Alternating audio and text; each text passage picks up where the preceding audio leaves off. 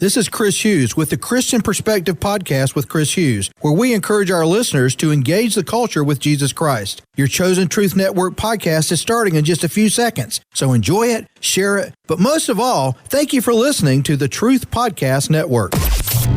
This is the Truth Network. The heart of every man craves a great adventure, but life doesn't usually feel that way. Jesus speaks of narrow gates and wide roads, but the masculine journey is filled with many twists and turns. So how do we keep from losing heart while trying to find the good way when life feels more like a losing battle than something worth dying for? Grab your gear and come on a quest with your band of brothers who will serve as the guides in what we call the masculine journey. The masculine journey starts here now. Welcome to the Masculine Journey. We are excited about this week. We're wrapping up our pillar series on the enemy's toolbox, the tools of the enemy, Satan's palette, whatever we've decided to call it this week, they all apply. And not that we're out of tools, because we still didn't touch on envy, we didn't touch on several others, but we just said, okay, it's time to be done. We meaning Sam. Yeah. You had some seconds, but it was Sam. Yeah, I thought it was time to be done with the topic. And so this week we're going to be talking about the other partners in the Unholy Trinity. You have Satan, which we've been talking about him, but he has two other partners in that, which will come back. I'm going to make you just kind of wonder what that is. Because first, Rodney's going to kind of give us a breakdown of all the things we've covered. And we've covered a few here. So we started with unforgiveness.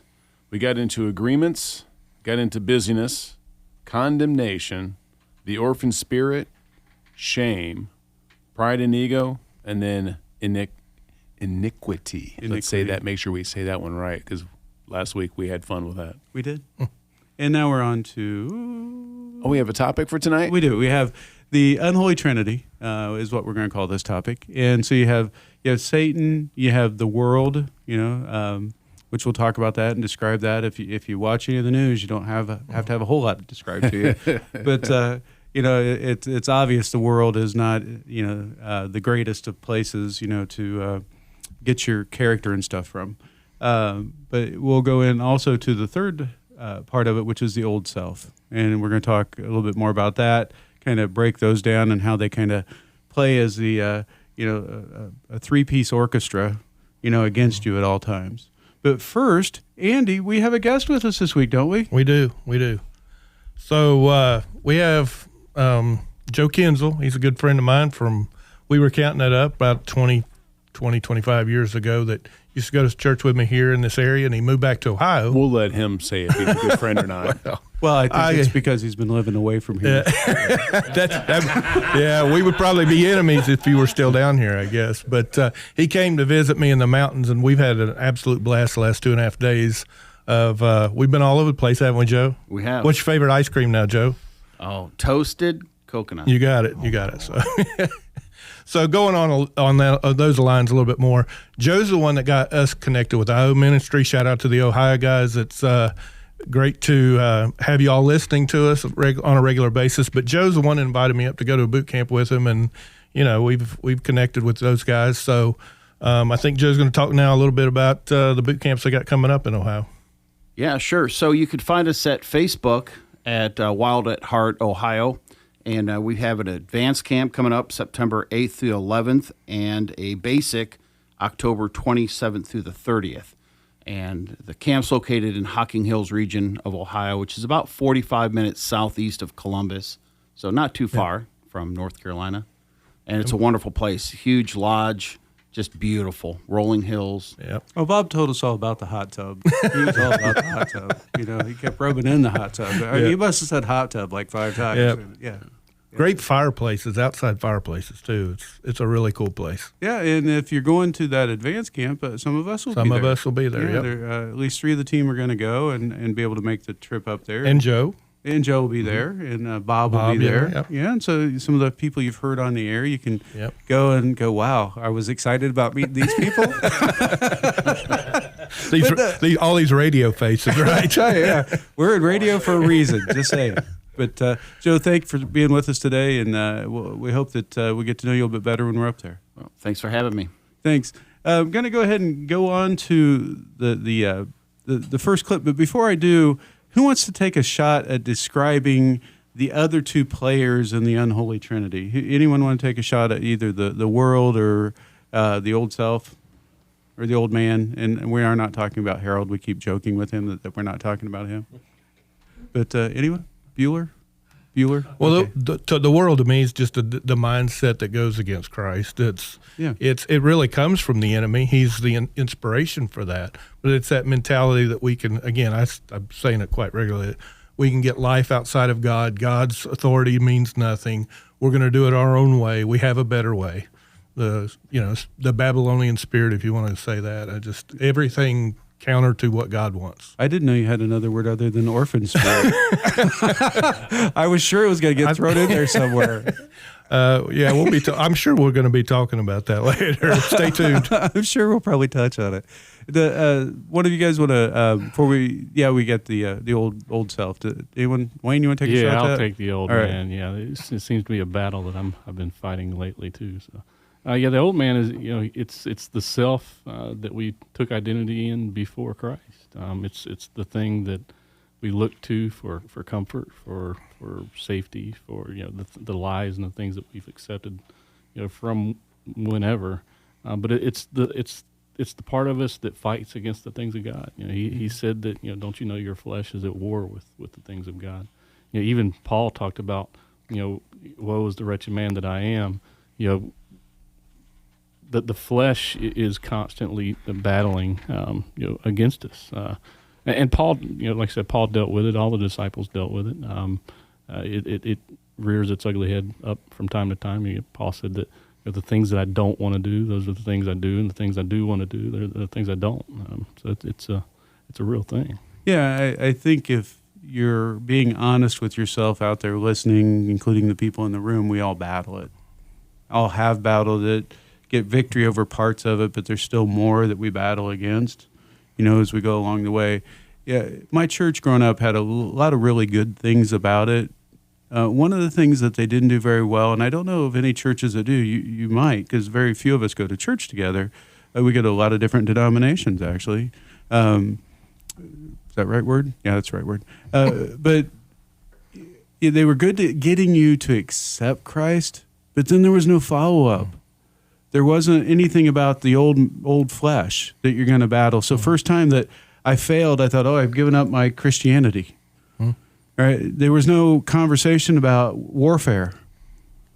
There was nothing. It was almost like you need to have a new Christian class that you throw people in and say, now the target's on your back. Let's really talk about it. Well, yeah, what's the first thing that people say whenever you walk into a church and, hey, how are you doing, right? Well, I'm fine. I'm good. Yeah. No, most people who walk in through those doors aren't fine. They're not good.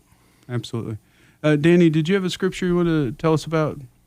You'd have to grab Andy's mic. He's not giving it up. Have to take his mic away from him so he won't say the orphan spirit.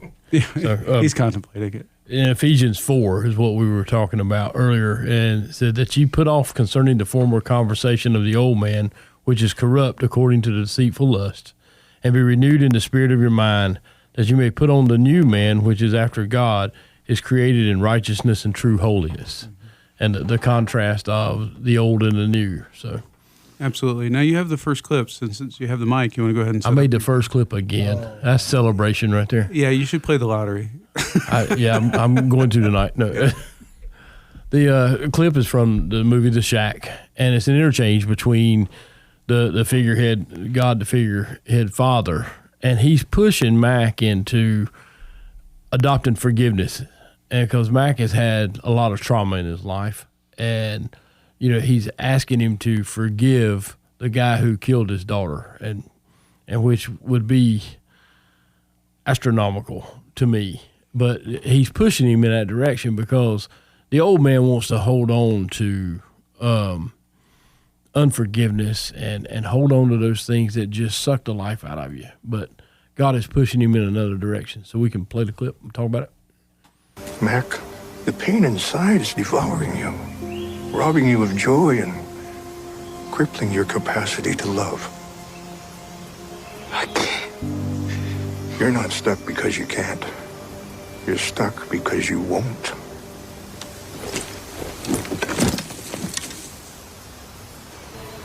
You don't have to do this alone. I'm here with you.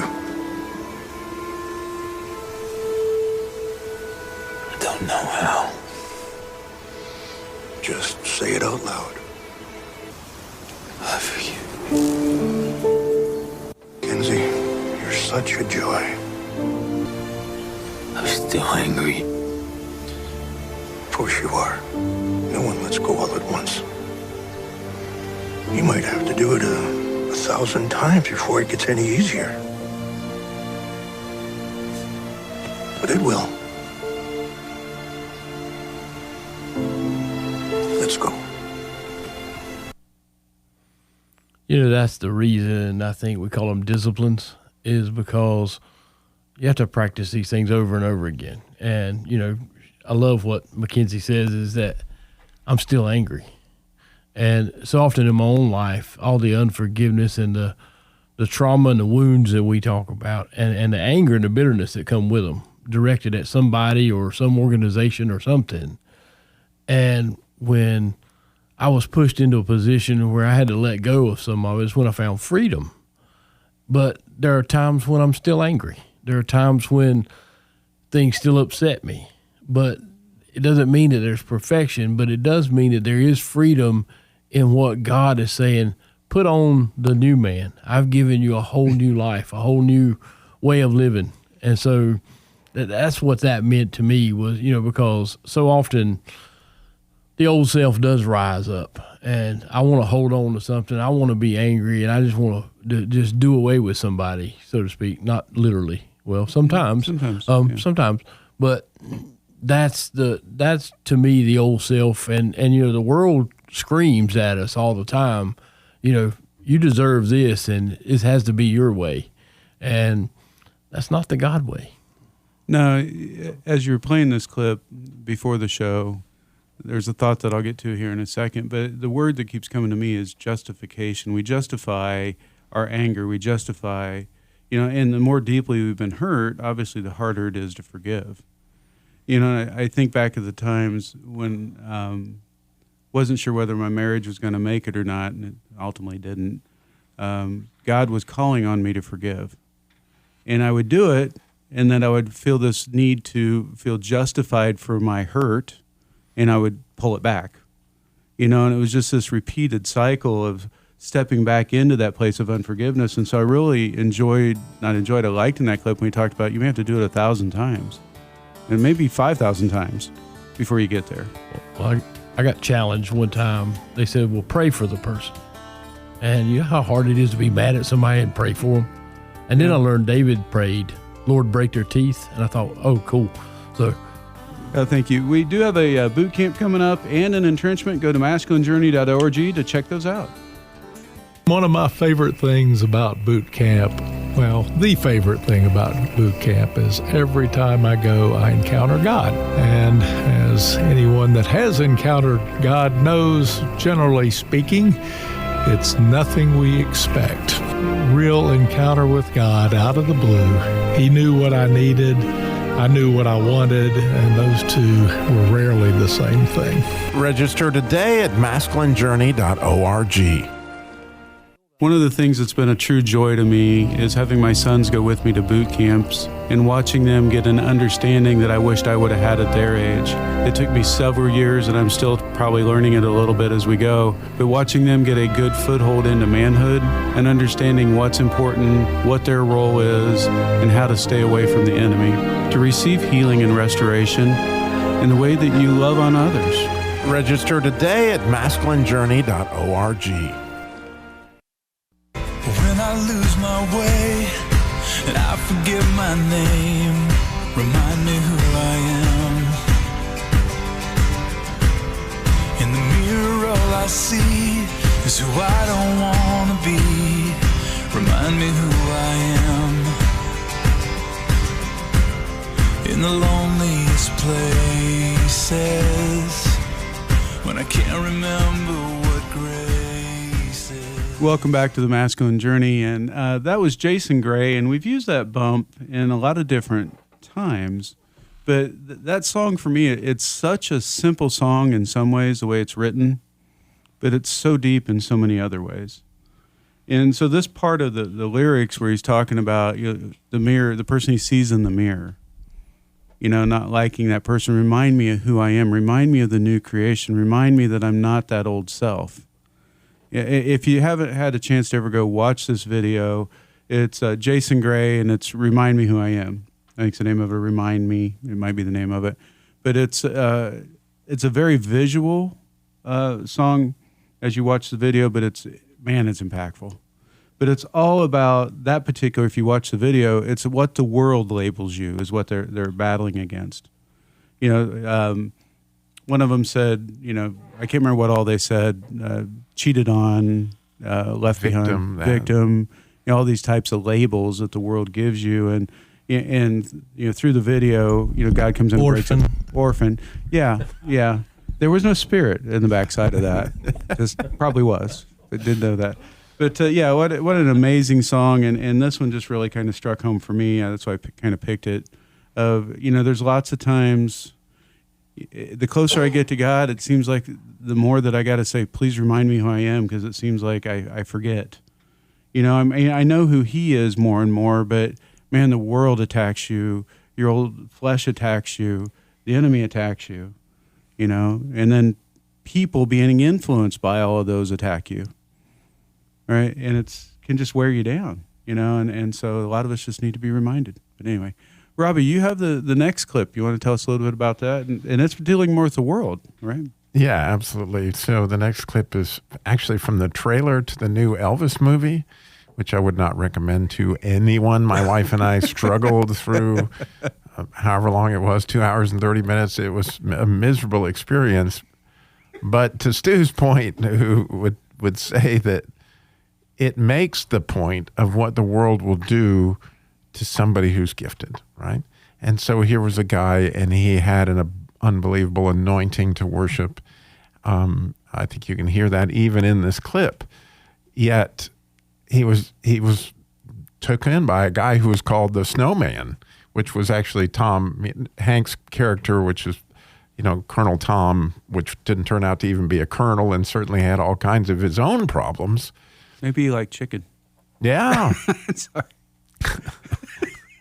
So unfortunately, what I would like you to listen to at the end of this as what happens to somebody as the world sinks into them, and you see this a lot, unfortunately, with stars, is they become somebody, but it's a false somebody.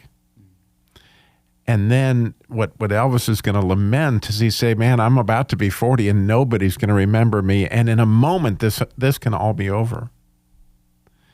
And see, he understood what the world was offering. And the world's offer is, by the way, it can be over in just a moment. And so you can hear, tragically what happened to Elvis in this. And when we come back, I'll talk about my own story along those lines. Ready to fly. Tomorrow, all of America will be talking about Elvis Presley. President, try not to move around so much during the tape. I can't move, I can't sing. Some people want to put me in jail as well as moving. They might put me in jail for walking across the street, but you're a famous white boy. The way he sings is God-given, so there can't be nothing wrong with it. Martin Luther King has been shot to death in Memphis. That's all right for you. Tragedy, but it has nothing to do with us. It has everything to do with us. Oh, my Lord, my darling, I've hungered for your touch. Reverend once told me, when things are too dangerous to say, sing.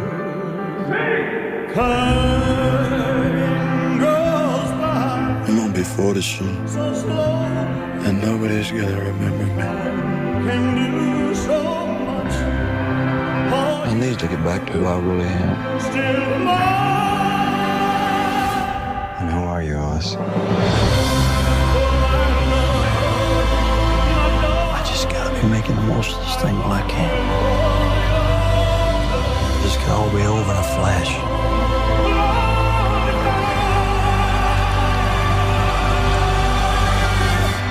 We are the same, you and I. We are two odd, lonely children reaching for eternity.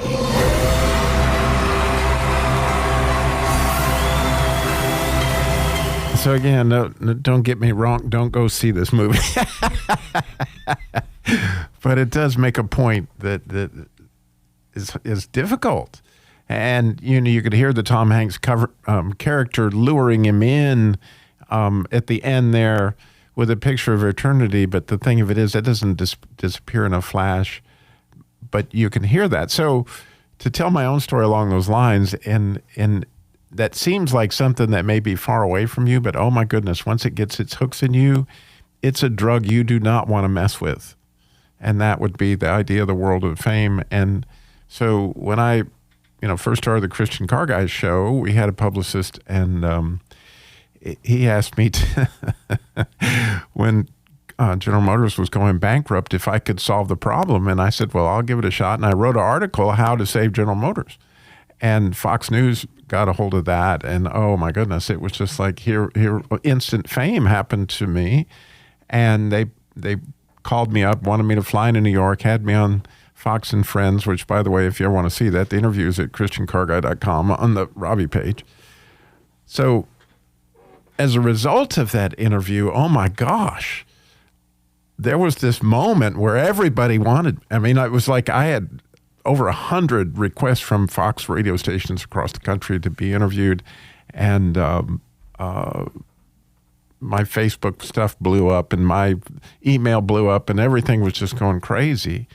And Neil Caputo had contacted us to be on his show, to fly back to New York. And Tammy and I got in the car on our way to go back, and they just pulled over and stopped because they said, oh, well, Neil Caputo's had a death or something in the family, so they've rescheduled the interview. Well, they said we're going to do it in about a week. So about a week later, almost on the same day as I recall, we get back in the car. We're going back to the airport to go to New York. And my publicist calls me and says, Robbie, I think we know what the problem is. And I said, is there a problem? I was like, I'm totally new to all this and just crazy. And he says, well, Neil Caputo, he wants to interview Robbie Dilmore. He doesn't want to hear anything about the Christian Car Guy. And I said, well, no problem. Robbie Dilmore died a few years back. So if he doesn't want the Christian Car Guy, the whole reason I'm doing this is to promote the ministry and the platform so that, it just doesn't work. Well, as a result of that, it was like somebody turned off the water faucet. And I went from like hero to zero in absolutely 0 nanoseconds, right? And all the stuff stopped. And I'll have to admit, it was like, ooh, that doesn't feel good. I can get a sense of what he was experiencing. Only there's people on the other side saying, oh, come over here, we've got something for you, and you can have that feeling back, right? But for me, it was God saying, Robbie, here's a taste. Spit that out, because that's not good. But I can see what happened to Miley Cyrus or some other people. You see what that is. And it's intoxicating as it can be, but it comes at an unbelievable price. And the world, if you're looking for Facebook likes, or maybe you're looking for podcast downloads, or whatever it is that you're looking for in the way of recognition of whatever it is that you do, that's a taste of it.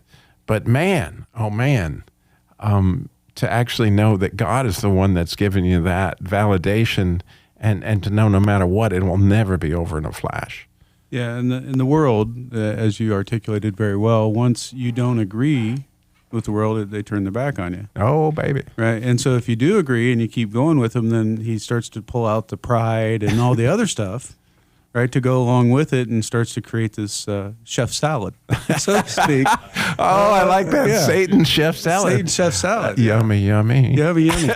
Yeah, Wayne, I think your clip's about a minute. We got about 3 minutes left. Do you think you could do that? Sure, I can throw it in there real quick. Okay. This is from the movie Doctor Strange. I found the clip, first time I saw it was when I was reading and searching out the Kingdom of Heaven. But this is a point where Dr. Strange and the Guru are kind of in the spiritual realm, and she's laying it out for him. She's telling him, "Hey, this is where you're really at." You have to return to your body. Now you don't have time. Time is relative. Your body hasn't even hit the floor yet. I've spent so many years peering through time, looking at this exact moment, but I can't see past it.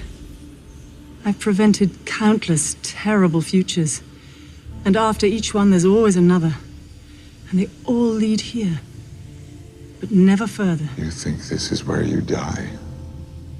You wonder what I see in your future? Yes. I never saw your future, only its possibilities. You have such a capacity for goodness. You always excelled, but not because you craved success, but because of your fear of failure. It's what made me a great doctor. It's precisely what kept you from greatness. Arrogance and fear still keep you from learning the simplest and most significant lesson of all. Which is? It's not about you. And there you go. I mean, it's not about us. It's about those in front of us and around us and loving them and being the face of Jesus to them. And what the enemy does is, he'll use the fear of the things from our lives and in my own life, the fear of being a failure. Everything I've done up till this point, I've been great at. And recently, the enemy has used that to kind of pull me back into that world. So.